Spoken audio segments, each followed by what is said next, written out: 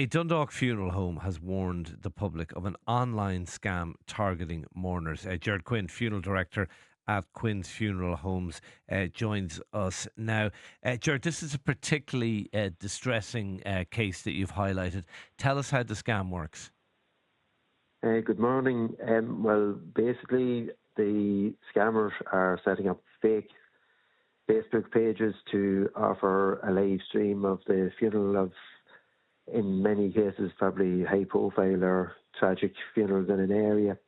And where they're populating the page with images taken from the deceased's own social media profiles, very cherished images for their families, and then they're asking people to click on a link which takes people to offer their credit card details to set up an account, and obviously they'll be used in the line for fraudulent purposes after that. So you go in, you're obviously, you know the deceased, you know the family, you go in, you think, all right, yeah, I can't make it, but I really want to watch this.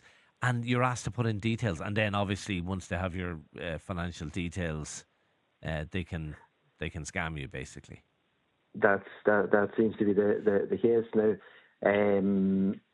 Any funeral that's been live streamed, there will always be a link on a death notice, be it for a church webcam or an independent streaming service. There'd never be any charge on that. That's something that's either offered by the church or the family procure that to have the stream available to everybody. So there'd never be a situation where people would be charged to view a funeral.